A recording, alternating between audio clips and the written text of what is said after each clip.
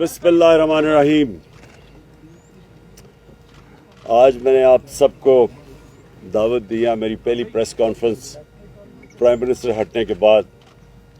تو مجھے سب سے پہلے تو خوشی یہ ہوئی کہ کل جو نیشنل سیکیورٹی کونسل کی میٹنگ ہوئی اس میں یہ واضح ہو گیا کہ جب میں یہ کہہ رہا تھا کہ ایک مراسلہ آیا ہمارے پاس جس میں ایک 22 کروڑ عوام کا الیکٹڈ پرائم منسٹر کو دھمکی دی گئی، مداخلت کی گئی، سازش کی گئی اور ہماری جمہوریت اس کے اوپر، ہماری ساورنٹی اس کے اوپر ایک بہت بڑی واردات باہر سے ہوئی. تو میں نے جب یہ کہا تو کتنے لوگوں نے، کئی صحافی تھے، ہمارے مخالف پولیٹیشنز، سب نے کہا کہ نہیں جی یہ فیک ہے، یہ ٹھیک نہیں ہے، یہ جھوٹ ہے. تو آج آپ سب یہاں آئے ہیں اور میں سب کے سامنے پھر کہنا چاہتا ہوں کہ اللہ الحق ہے، سچ کا خدا ہے، اس کا وعدہ ہے کہ تھوڑی دیر لگے گی لیکن سچ ہمیشہ لوگوں کے سامنے آتا ہے. تو نیشنل سیکیورٹی کونسل کی میٹنگ نے کنفرم کیا کہ وہ مراسلہ جینوئن تھا. وہ پاکستان کے ایمبیسڈر سے جو گفتگو کی گئی، امریکہ کے وہ جو ڈونلڈ لو تھا ان کا انڈر سیکرٹری آف اسٹیٹ، وہ حقیقت تھی. اس کے اندر جو زبان استعمال کی گئی، اس نے جو لفظ آیا ان ڈپلومیٹک، میں اس سے آگے بات کروں گا، تکبر تھا اس میں. یہ جو بائیڈن ایڈمنسٹریشن کے آفیشل نے جس تکبر کی زبان استعمال کرتے ہوئے کہا کہ جناب اگر آپ عمران خان کو پرائم منسٹرشپ سے ہٹائیں گے نہیں نو کانفیڈنس کی ووٹ کے ذریعے، اور ابھی یہ یاد رکھیں کہ نو کانفیڈنس کی ووٹ جو ٹیبل نہیں ہوئی تھی نو کانفیڈنس اسمبلی میں، اس سے پہلے یہ میٹنگ ہوئی ہے. اور اس نے دھمکی دی کہ عمران خان کو اگر آپ نہیں ہٹائیں گے تو پاکستان کے لیے آئسولیشن ہوگی، عمران خان کو آئسولیٹ کریں گے، ملک کے لیے مشکلات آئیں گی. اور اگر پھر یہ دوسری چیز کہ اگر آپ عمران خان کو ہٹا دیتے ہیں تو معاف کر دیا جائے گا. انہوں نے یہ نہیں کہا کہ اچھا ہاں جو نیا آئے گا پھر ہم اس کی کارکردگی دیکھیں گے اور پھر ہم فیصلہ کریں گے کہ پاکستان کے ساتھ ہم چلیں گے. نہیں، اس کو پتا تھا کس نے آنا ہے. یہاں سے سازش کا پتہ چلتا ہے کہ عمران خان کو ہٹاؤ اور پھر پاکستان کو معاف کر دیا جائے گا. اور پھر جس طرح کی پھر کارروائی ہوئی، اس کے بعد جیسے ہی اس نے یہ میٹنگ ہوئی ہمارے ایمبیسڈر سے ڈونلڈ لو کی، اگلے دن نو کانفیڈنس موشن ٹیبل ہوتی ہے.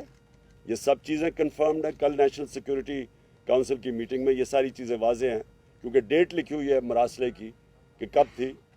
ہم سب کو پتہ ہے کہ نو کانفیڈنس کس دن ٹیبل ہوا.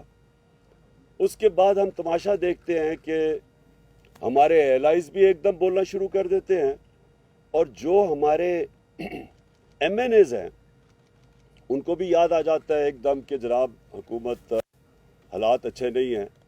تو میں آج یہ بھی پہلے واضح کرنا چاہتا ہوں کہ پاکستان کے جو حالات تھے معاشی، جب یہ نو کانفیڈنس موشن جو ٹیبل کی گئی ہے، 11 سال میں سب سے کم پاکستان کا کرنٹ اکاؤنٹ ڈیفیسٹ تھا. یعنی جس کی وجہ سے ہم آئی ایم ایف کے پاس جاتے ہیں، میں اپنی قوم کو سمجھانا چاہتا ہوں، مسئلہ یہ ہوتا ہے کہ ڈالرز کی کمی ہو جاتی ہے پاکستان میں. جب ڈالرز کی کمی ہوتی ہے، روپے پہ پریشر پڑتا ہے، روپے گرنا شروع ہو جاتا ہے. اس لیے آئی ایم ایف سے ہم ڈالرز لینے جاتے ہیں. تو جس میں ڈالرز کے ملک میں آنا اور ملک سے جب باہر جانا ڈالرز ہے، جس پہ سب سے کم خسارہ تھا وہ اب تھا. 11 سال کے بعد سب سے کم خسارہ تھا. ایکسپورٹس ریکارڈ، تاریخ میں سب سے زیادہ ایکسپورٹس، باہر سے اوورسیز پاکستان نے ریکارڈ ریمیٹنسز سب سے زیادہ. ہماری ٹیکس کلیکشن یعنی ملک کی جو آمدنی بڑھ رہی تھی لوگوں پہ خرچ کرنے کی وہ تاریخی سب سے زیادہ. 5 ہماری فصلیں کیونکہ 60% لوگ کسان ہیں, سب سے تاریخی سب سے زیادہ پیداوار. اس کے علاوہ ان کو قیمتیں بھی سب سے زیادہ ملی, یعنی خوشحالی بھی دیہات میں سب سے زیادہ آئی. اور اس کے علاوہ انڈسٹریل پروڈکشن دیکھیں, جب ایک قوم کی جب اس کی دولت میں اضافہ ہوتا ہے, جب اس کی انڈسٹری بڑھتی ہے, تو انڈسٹریل پروڈکشن ہماری ٹیکسٹائل ایکسپورٹس ریکارڈ کے اوپر, اس وقت کے اوپر یہ ہمارے خلاف سازش کی گئی. اور تب سے اب تک دیکھ لیں کہ ریزرو بھی نیچے جا رہے ہیں, روپے کے اوپر بھی پریشر پڑا ہوا ہے, ایک پورا ملک میں افراتفری کا ماحول بن گیا ہے جس سے اکانومی افیکٹ ہوتی ہے. تو تب ہمارے جناب ہمارے جو ایلائز تھے ان کو بھی یاد آ گیا کہ حالات اچھے نہیں ہیں جی, حکومت سے وہ خوش نہیں ہیں. اور ہمارے یہ جو لوگ جنہوں نے ہمیں چھوڑا, یہ بھی انہوں نے بھی اکٹھے کرنے شروع کر دیے سندھ ہاؤس کے اندر. تو میں جو آج چاہتا ہوں کہ اب تو یہ واضح ہو گیا نا کہ جو میں کہہ رہا تھا وہ سچ ہے. اب نیشنل سیکیورٹی کونسل نے کنفرم کر دیا کہ جو میں نے میٹنگ کروائی تھی میری سربراہی میں, اس کے وہ ٹھیک اس کے منٹس تھے, یعنی اس میں جو انہوں نے کہا تھا کہ فوراً بیرونی مداخلت ہوئی ہے وہ ٹھیک ہوئی ہے. یہ بھی کنفرم ہو گیا. یہ بھی کنفرم ہو گیا کہ جب ہم نے ان سب کو بلایا تھا نیشنل سیکیورٹی کونسل کی میٹنگ کے بعد کہ پولیٹیکل ہیڈز آ کے ملے, ہمارے ایلائز آ کے ملے, کیونکہ مجھے پتا تھا کہ زیادہ تر لوگوں کو سمجھ نہیں ہے, انجانے میں سازش کا حصہ بنے ہوئے تھے. لیکن مجھے اتنا بھی پتا تھا کہ لندن میں بیٹھ کے اس نے پوری سازشیں کی بیرون ملک کے ساتھ, اور یہاں جو چھوٹا بھائی تھا وہ پوری طرح ملوث تھا اور زرداری پورا ملا ہوا تھا, کیونکہ وہ سازش باہر کی کبھی کامیاب ہو ہی نہیں سکتی جب تک آپ کو اندر میر جعفر اور میر صادق نہ ملیں. یہ ملے ہوئے تھے ساتھ. تو جب ہم نے جو پارلیمنٹ کی نیشنل سیکیورٹی کمیٹی کی میٹنگ بلائی تو انہوں نے بوائیکاٹ کر دیا, کیونکہ شہباز شریف کو پتا تھا کہ مراسلہ جینوئن ہے, کیونکہ یہ تو بڑی دیر سے ان سے ملاقاتیں کر رہے تھے. تو میں یہ آج چاہتا ہوں کہ سپریم کورٹ کو کہ آپ نے جس وجہ سے ڈپٹی اسپیکر قومی اسمبلی نے جو اس نے اس کو ایکسیپٹ نہیں کیا تھا ان کو, اور اس نے کہا تھا کہ مداخلت ہوئی ہے, اور اسے اپنے اوتھ کے اوپر سٹینڈ لیتے ہوئے ایڈجرن کی تھی میٹنگ اسمبلی کی. میں یہ چاہتا ہوں کہ سپریم کورٹ کو اب وہ کرنا چاہیے جو تب کرنا چاہیے تھا. تب ان کو کم از کم اگر اسپیکر یہ کہہ رہا ہے کہ میری اوتھ کی خلاف ورزی, یعنی میری اوتھ کہتی ہے کہ آپ خوددار پاکستان کی خودداری کے لیے سٹینڈ کرو گے, پاکستان کی سوورنٹی کے لیے سٹینڈ کرو گے, تو وہ دونوں متاثر ہوتی تھی اس سے. تو تب ان کو سپریم کورٹ کو اس کے اوپر انویسٹیگیشن کرنی چاہیے تھی بجائے اس کی رولنگ ہٹا دینی, کیونکہ جس چیز کے اوپر رولنگ انہوں نے ہٹائی ہے وہ تو انویسٹیگیٹ کی نہیں. اور اس لیے میں اب چاہتا ہوں کہ سپریم کورٹ کے اندر اوپن ہیئرنگ ہو اس کے اوپر. ہم کوئی کیمرہ ہیئرنگ نہیں مانگتے, ہم اوپن ہیئرنگ مانگتے ہیں, کیونکہ یہ اتنی بڑی واردات ہوئی ہے ایک ملک کی سوورنٹی کے خلاف, ہماری آزادی کے خلاف. یہ اتنی بڑی واردات کی گئی ہے جو کہ ان کی حکومت نے بھی اب ثابت کر دیا. تو اس کے اوپر اس لیے میں آج اپنے سپریم کورٹ کو کہتا ہوں کہ آپ کی اوپن اس کی ہیئرنگ کریں. اور میں اس لیے کہتا ہوں کہ اگر آپ نے یہ نہ کی, کوئی پاکستان کا پرائم منسٹر دھمکیوں کے سامنے کھڑا نہیں ہوگا, کوئی ہمارا پرائم منسٹر یہ نہیں ہوگا کہ اپنے ملک کی مفادات کے لیے بیرونی جب دباؤ آئے گا وہ ہاتھ کھڑے کر دے گا. جنرل مشرف نے ہاتھ کھڑے کر دیے تھے جب باہر سے دھمکی ملی تھی کہ ہماری جنگ میں شامل ہو. جنرل مشرف نے NRO دیا تھا جب کونڈالیزا رائس نے میٹنگ کی تھی اس کے ساتھ اور بے نظیر کو اکٹھا کیا تھا. NRO تب ہوا تھا. یہ بیرونی مداخلتیں تھی ساری, جنہوں نے پاکستان نے بڑی بھاری اس کی قیمت ادا کی ہے.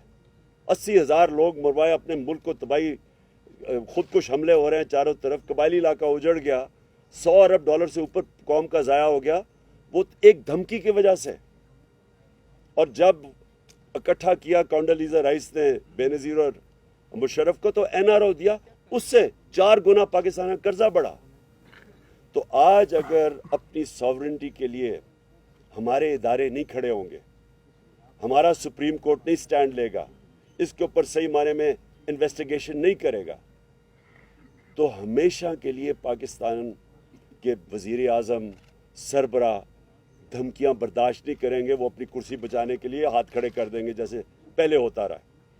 تو میں دوسری چیز یہ چاہتا ہوں کہ جب سپریم کورٹ اس کو انویسٹیگیٹ کرے گی، تو یہ جب انویسٹیگیشن ہوگی تو پتہ چلے گا کہ جو سفارت خانے تھے، یہ بیرون ملک سفارت خانے، کون کون لوگ ادھر زیادہ جانا شروع ہو گئے، کون سے اپوزیشن لیڈر سے انہوں نے زیادہ ملاقاتیں کی، اور سفارت خانوں کا کیا کام تھا ان لوگوں کو بلانا جو وہ سمجھتے تھے کہ تحریک انصاف میں خوش نہیں ہیں، ان کو بلانا شروع کر دیا، جنہوں نے سب سے پہلے جو اپنے ضمیر بیچے اور جو لوٹا ہوئے، ان کو پہلے سے بنانا شروع کر دیا تھا سفارت خانوں میں۔ یہ انویسٹیگیٹ ہونا چاہیے۔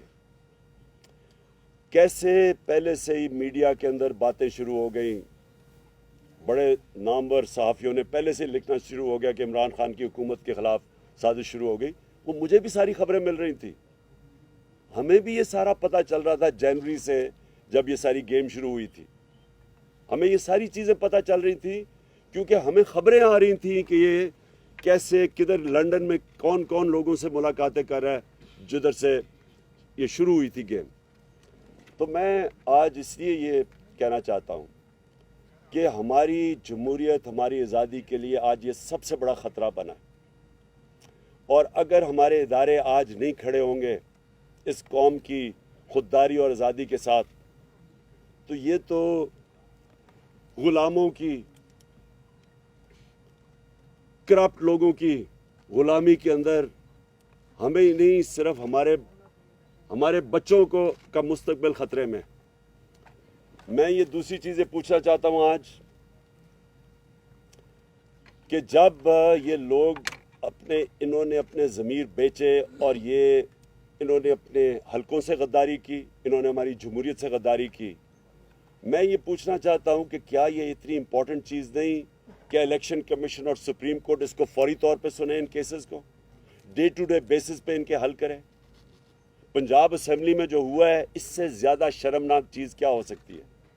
جس طرح وہ پولیس کو اندر بھیجے، ہماری بیچاری ایم پی وہ لائف سپورٹ مشین کے اوپر ہے، اس وقت ڈنڈے مارے گئے، جس طرح آسیہ کو، جس طرح انہوں نے کیا پنجاب اسمبلی میں، اور جس طرح کی حرکتیں کی گئی، یہ کیا کوئی جمہوریت ہے؟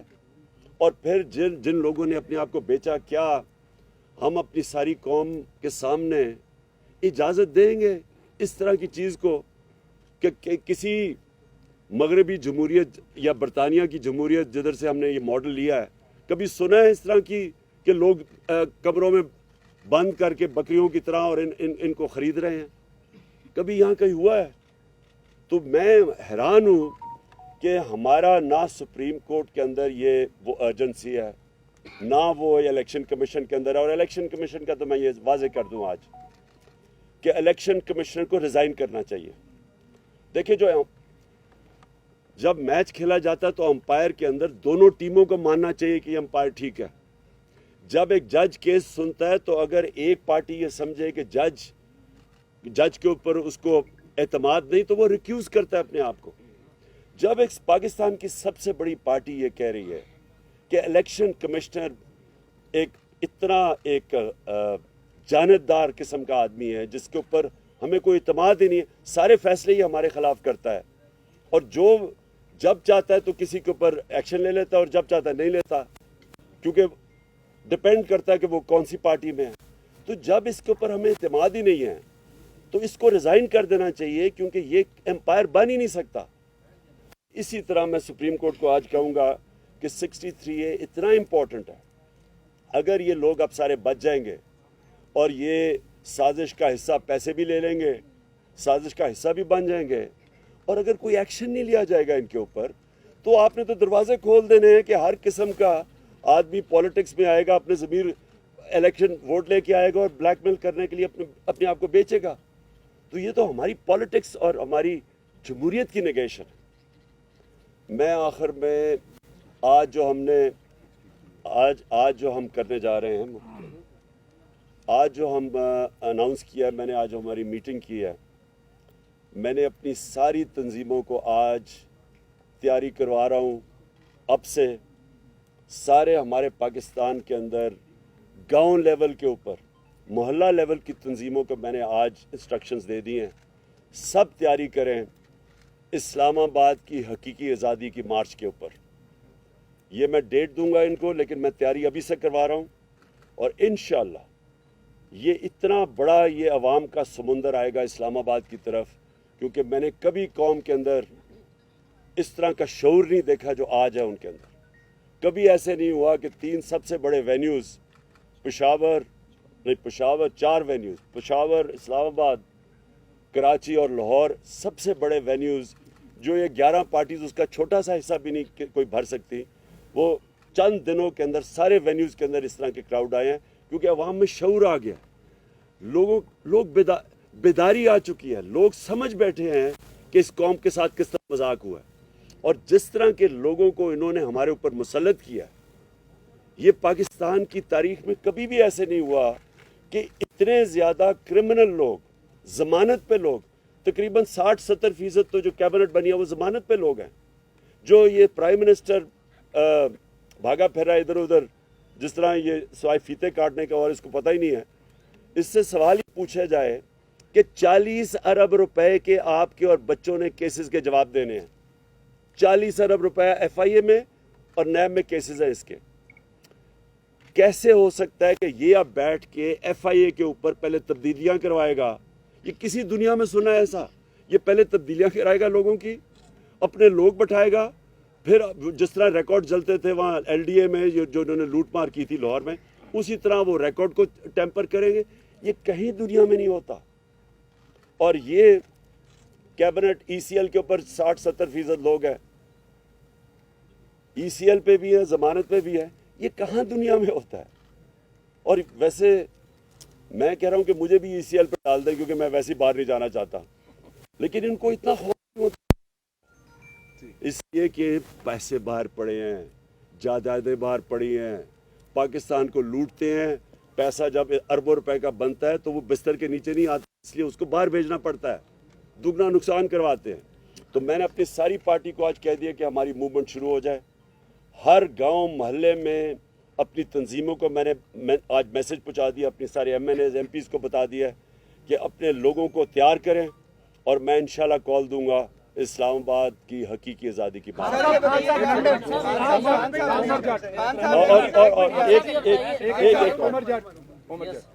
چلو پہلے یہ بتائیے گا، جن عدالتوں نے رات کو 12 بجے اس ڈر سے عدالتیں کھولی کہ آپ کوئی آئین کی خلاف ورزی کرنے جا رہے ہیں، جن عدالتوں نے 68A کی آپ کی پٹیشن جو ہے اس کو عید کے بعد ڈیفر کیا، اور حمزہ شہباز کی جو بطور وزیر اعلیٰ بننے کی پٹیشن تھی اس کو فوری طور پر نمٹایا، ان عدالتوں سے آپ دوبارہ جوڈیشل انکوائری کی درخواست کر رہے ہیں، تو کیا ان کے فیصلوں کو آپ مانیں گے؟ اچھا، میں ایک اور چیز بتا دوں کہ 27ویں رات کو انشاءاللہ ہم شب دعا کر رہے ہیں، اس رات کو ہم سب دعا کریں گے، سارے ہمارے جدھر بھی، میں پاکستانیوں کو کہہ رہا ہوں، میں صرف اپنی پارٹی کو نہیں، لوگوں کو کہہ رہا، اور اس لیے ہم کریں گے کہ یہ حقیقی آزادی کی جو ہماری مارچ ہے اس کو اللہ کامیاب کرے۔ میں جو آپ کا سوال ہے، دیکھیں ہمیں اپنی عدالتوں کو اور اپنی عدلیہ کو مضبوط کرنا چاہیے، ہمیں ان کے اندر کانفیڈنس رکھنا چاہیے۔ عوام جو ہوتی ہے، عوام بھی ایک بہت بڑا پریشر ہوتا ہے امر بالمعروف کا، عوام بھی کہتی ہے سب کو کہ سیدھے اچھائی کے ساتھ کھڑے ہو، برائی کے خلاف کھڑے ہو۔ ہمیں بھی اپنی عدالتوں کو کہنا چاہیے کہ آپ کے سامنے ہے کیا 63A، یعنی کہ جن لوگوں نے اپنے آپ کو بیچا ہے اور بے شرمی سے بیکے ہیں، اور جنہوں نے اپنے حلقوں سے اور جمہوریت سے غداری کی ہے، کیا ان کے لیے عدالتوں کو فوری طور پہ ڈے ٹو ڈے ہیئرنگ کر کے ان کے کیس نہیں سننے چاہیے؟ خان صاحب یہ بتائیے گا کہ جو اقدامات آپ کے پاس آ رہے، قادر سر یہ بتائیں کہ کانسپریسی کا لفظ تو پہلے والے اعلامیے میں بھی نہیں تھا اور نئے والے اعلامیے میں بھی نہیں ہے. بیرونی مداخلت والا تو انہوں نے پہلے والے اعلامیے بھی تسلیم کر لیا, تو پریکٹس ایسی کی گئی. اور دوسرا یہ کہ دفتر خارجہ میں پہلے یہ خط چھپانے کی کوئی اٹیمپٹ کی گئی. ایسی اطلاع بھی آ رہی ہے کہ یہ خط پہلے وزیر خارجہ سے بھی چھپانے کی, یہ سائفر جو ہے چھپانے کی کوشش کی جاتی ہے, وہ تو بعد میں. اچھا پہلے ایک اور میں چیز سائفر کا بتا دوں. یہ جو مراسلہ ہے, دیکھیں یہ میں نے یہ کہیں سنا ہے کہ جی اس طرح کے تو اور بھی مراسلے آتے رہتے ہیں. جو بھی یہ کہہ رہا ہے اس سے زیادہ جھوٹا اور بے شرم آدمی نہیں ہے. کبھی اس طرح کی زبان استعمال نہیں کی جاتی ڈپلومیٹک ٹرمز میں. کبھی بھی ایک چھوڑے کہ ہم 22 کروڑ لوگ ہیں, ایک چھوٹے سے بھی کوئی 50 لاکھ کی بھی آبادی کا نیوزی لینڈ ہونا, اس کے پرائم منسٹر کو بھی اس طرح کا دھمکی کوئی نہیں دیتا. ایسے کبھی اس طرح کی دھمکیاں نہیں دی جاتی. اور جب دھمکیاں دی جاتی ہیں تو میں نے آپ کو گنا دیا کہ ایک دفعہ ذوالفقار علی بھٹو کو دھمکی ملی تھی, ایک دفعہ مشرف کو دھمکی ملی تھی جب چاروں شانے چت ہو کے اس کی جنگ میں لے گئے تھے. اور یہ جو دھمکی ملی ہے, یہ ایسی دھمکیاں نہیں ملا کرتی. اور یہ میں سمجھتا ہوں کہ ہمارے ملک کے لیے سب سے شرمناک چیز ہے کہ وہ قوم جو لا الہ الا اللہ کا نام لیتی ہے کہ ہم تو اس کے نعرے پہ آزاد ہوئے تھے, وہ اس طرح کی دھمکیوں کے سامنے جب گھٹنے ٹیک دیتی ہے اور اس کی سازش, ان کی دھمکیوں کے بعد سازش کامیاب ہو جاتی ہے, اور کوئی شک نہ اس میں کرے کہ اس سے بڑی سازش پاکستان میں ہوئی نہیں ہے جو یہ ہوئی تھی. خان صاحب لندن میں نیا پاکستان بن رہا ہے سر, 2 دن سے ملاقاتوں کا سلسلہ جاری ہے, اس پہ ذرا کمنٹ کریں سر. بس میں یہ کہہ رہا ہوں کہ دیکھیں نا, جب آپ کے اندر کوئی شرم ہی نہیں ہوتی کہ پہلے آپ 20 سال لوگوں کو کہتے ہیں کہ زرداری کہتا تھا وہ نواز شریف کرپٹ ہے, وہ کہتا تھا وہ کرپٹ ہے, پیٹ پھاڑ کے پیسے نکالنے تھے اور وہ ان کی تقریریں سننے پہلے, اور کوئی شرم ہی نہیں ہے. بس اصل میں یہ بات نہیں ہے. یہ لوگوں کو بھیڑ بکریاں سمجھتے ہیں, ان کو کوئی شرم ہی نہیں آتی کہ اتنے یعنی آپ کسی کو چوری کا کہہ کے اور اتنے بڑے اور ان کے ساتھ پھر بیٹھیں اور گورنمنٹ بھی بنا لیں, بندر بانٹ بھی کر لیں, اور پھر سوائے ان کے خاندان کے نظر ہی کسی کو نہ آئے, سارے خاندانی اوپر آ کے بیٹھ گئے ہیں. یعنی ان کے علاوہ کوئی کسی میں ان کی پارٹیز میں عقل نہیں ہے. اوپر آ کے یہ بیٹھ جاتے ہیں, ماں باپ ادھر بیٹھ گیا, بیٹا ادھر تیاریاں کیا آ رہا ہے. یعنی اور کوئی نون لیگ کو 35 سالوں میں نہیں ملا سوائے یہ باپ بیٹے کے, اور دونوں کے اندر دونوں ضمانتی, دونوں ضمانت کے اوپر ہیں, 40 ارب کے دونوں کے ملا کے کیسز ہیں, تو کوئی ان کو نہیں ملتا. اور اسی طرح دوسری طرف چلے جائیں, وہ اس کو بیٹے کو چھوڑا ہوا ہے, وہ بس وہ اردو انگریزی میں اکٹھی بولتا ہے, اس کو کوئی آج تک پتہ ہی نہیں ہے کہ میں یہ کر دوں گا, میں لات مار کے گرا دوں گا. یہ لوگوں کے ہاتھ میں اگر یہ ملک پکڑا رہے ہیں, اس سے بڑی سازش کیا ہے؟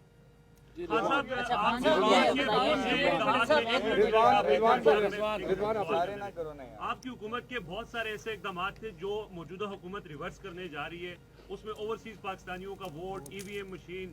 اب جب حکومت میں وہ بیٹھے ہیں, ان کے پاس پارلیمنٹ میں قانون سازی کا بھی اختیار ہے, پھر آگے یہ بھی کہا جا رہا ہے کہ شاید کچھ سیٹوں پر وہ ضمنی الیکشنز کر کے کوئی اس طرح کے بھی چیزیں کریں. تو اس ساری صورتحال میں آپ کا لائحہ عمل کیا ہوگا کہ وہ ایسے اقدامات جو آپ کی حکومت نے کیے تھے ان کو ریورس نہ کیا جائے؟ سر اس میں ضمنی لے لیں کہ الیکشن کمیشن کی جانب سے آپ کی پارٹی کو کے خلاف جو فارن فنڈنگ کیس ہے اس میں, اور بالخصوص آپ کے اوپر کوشش کریں نااہلی کے حوالے سے, کیا کہیے گا؟ Thank you sir. دیکھیں میں آخری جواب دیتا ہوں, کیونکہ میں چاہتا ہوں کہ آپ مراسلے کو سامنے رکھیں.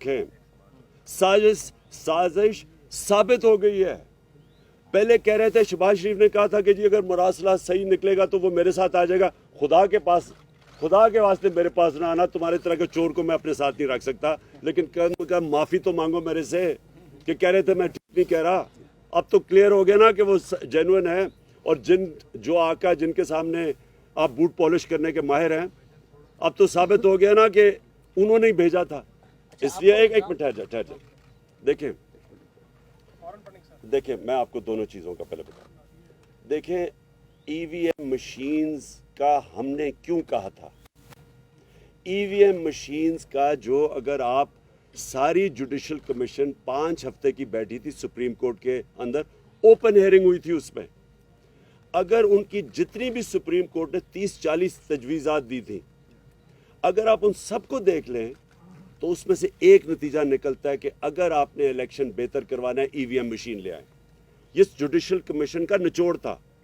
सारा जो फॉर्म 15 नहीं है, 16 नहीं है, रिकॉर्ड कीपिंग नहीं है, इस सब का जवाब रिजेक्टेड वोट्स, सबका एक है कि अगर आपके पास ईवीएम मशीन्स हो, ये सारा मसला हल हो जाता है। नंबर 1, ओवरसीज पाकिस्तानीज यहाँ 31 अरब डॉलर उन्होंने भेजा पाकिस्तान, हमारी दौर में सबसे ज़्यादा पैसा भेजा है।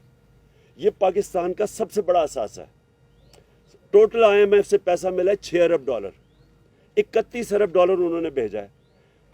हम उनको या पूरी साजिश के तहत हम रोक रहे हैं उनको वोट देने के लिए, जो उनका हक होना चाहिए। तो ये जब दो चीज़ें करेंगे, ईवीएम मशीन और ये, इससे क्या साबित होगा? पाकिस्तान की जमहूरियत को नुकसान। ये जो माफियाज बैठे हुए, जो सिस्टम समझ बैठे हैं कि कैसे इन्होंने सिस्टम को चेंज करके धांधली से इलेक्शन जीतना है, ये वो होगा। हम कोशिश कर रहे हैं फ्री एंड फेयर इलेक्शन की, इनकी कोशिश है कि वो पुराना तरीका, RO को पैसा खिलाओ, नीचे से स्टाफ को पैसा खिला दो, वो जनाब जाली वो वोटें डाल दो, और फिर इन्होंने वोट्स बनाई हुई हैं हर हल्के के अंदर, जाली वोट्स। ये सारा कुछ ख़त्म हो जाता है ईवीएम मशीन से, इसलिए ये उसको ख़त्म करना चाहते हैं।